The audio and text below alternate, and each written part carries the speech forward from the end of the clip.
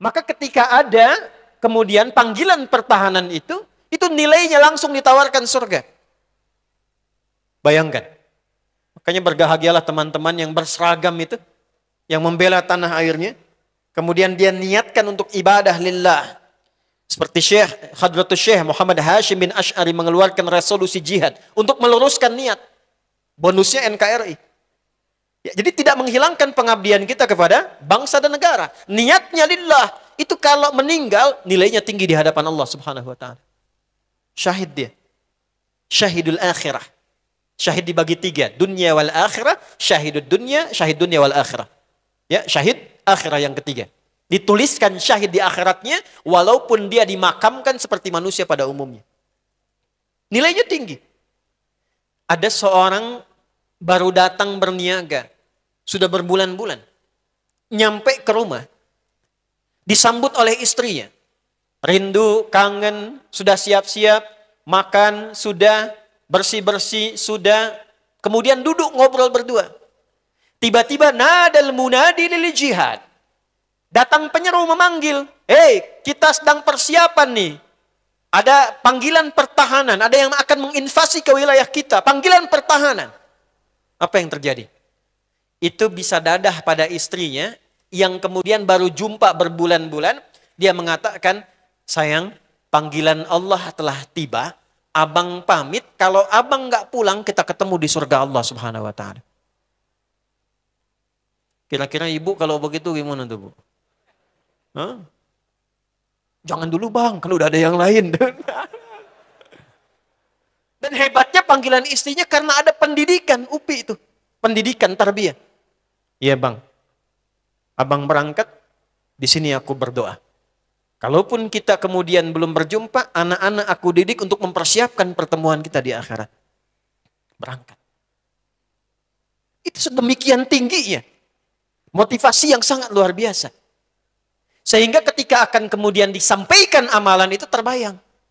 Siap pulang. Dalam wajah mereka tuh gak ada rasa takut. Karena pulang itu pasti. Pasti. Ya. Siapa yang pengen masuk surga? Angkat tangan. Nah, udah turunkan. Sekarang saya katakan lagi ya Bu ya. Nah, surga itu pintunya kematian. Dah.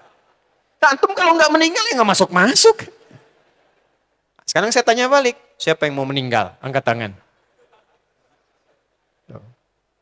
Mulai turun kan? Walaupun kita nggak bisa milih kan? Bisa antum duluan, saya belakangan. Atau ditukar, saya belakangan, antum duluan. Sangat mungkin terjadi. Nah sekarang kalau sudah ada kesadaran setidaknya mau kemana, dan kita sadar satu saat akan ditinggalkan, maka yang pertama bagaimana menghapus yang ini dulu nih. Yang salah. Inilah bijak dan sempurnanya rahmat Allah kepada setiap hambanya. Ingat baik-baik ini ya. Dan ini menjadi hal yang sekarang saya sering viralkan. Allah itu saking rahmannya kepada hambanya. Itu selalu melihat hambanya dengan tatapan rahmat. Karena yang dilihat hambanya dengan rahmat, maka diberi peluang untuk selalu mendapatkan hak kesolehannya sampai ujung nyawanya di kerongkongan. Ingat itu. Jadi dari sini Allah selalu memberi kesempatan pada setiap hamba untuk berubah jadi baik. Sampai nyawa di kerongkongan. Anda kenal Fir'aun? Ayo bilang kenal. Baca dalam referensi manapun, silahkan cek. Mau referensinya Yahudi, referensinya Nasrani, referensi kita di Muslim, ya, silahkan cek.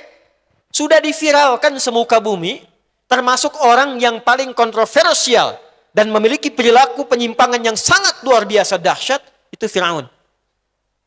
Ngaku Tuhan. Ana rabbukumul a'la. Saya Tuhan kalian yang paling hebat. Hobi bunuh orang.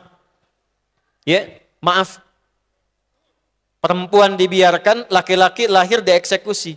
Perhatikan cara mengeksekusinya. Yudzabbihuna abna'akum. Al-Baqarah ayat 49. Itu kalau lahir laki-laki, jadi ada intel yang menunggui setiap ibu yang mengandung, Kalau lahir laki-laki, itu langsung dibawa dari hadapan ibu yang baru melahirkannya, dilempar anaknya ke tanah, digorok berulang-ulang di hadapan ibu yang baru melahirkannya. Itu dzabbaha, menggorok berulang-ulang dengan menjatuhkan terlebih dahulu Firaun. Tapi perhatikan, sepanjang masih punya kehidupan dan nyawanya belum sampai ke kerongkongan, yang paling luar biasa masih diberikan haknya dengan keadilan Allah Subhanahu wa taala. Bahkan ditugaskan dua nabi sekaligus, Musa dan Harun. Buka Quran surah 20 Thaha ayat 43 sampai 44. Idhhaba ila fir'auna innahu tagha faqula lahu qawlan layyina la'allahu yatadhakkaru aw yakhsha. Musa dan Harun, pergilah sekarang engkau berangkat dakwahi Fir'aun. Bukan untuk menurunkan dia dari kekuasaannya, nggak ada. Nggak dikenal kudeta, tidak. Tapi untuk mengingatkan, supaya dia kembali pada jalan kebaikan, sehingga ketika dia tetap menempati posisinya, semua kebijakannya menjadi baik. Dan dahsyatnya, katakan dakwahi Fir'aun itu dengan lemah lembut. Mungkin dengan kelembutan, kata-kata yang baik itu, dia menjadi turun kerasnya, sadar dia, ingat Allah, berubah lebih baik. Selevel Firaun masih ditatap dengan pandangan rahmat. Nah, kita yang bukan Tuhan, kita yang makhluk diciptakan oleh Allah dan ditugaskan dalam Al-Quran meneladani sifat-sifat Ar-Rahman itu, ini yang pertama ditampilkan oleh Al-Quran. Ini yang kita kehilangan itu saat ini. Kok bisa saling mencela? Padahal mengajinya Quran yang sama. Kok bisa merendahkan? Kok bisa tidak memberi harapan? Ini yang sering saya sampaikan, tatap setiap orang dengan tatapan rahmat. Sekalipun pernah berbuat salah, tidak ada yang sempurna. Sepanjang dia manusia, pasti pernah berbuat salah. Tatap dengan tatapan rahmat. Semua orang yang pernah hidup, pernah berbuat salah, selalu punya kesempatan kembali menjadi saleh. Jelas sampai sini?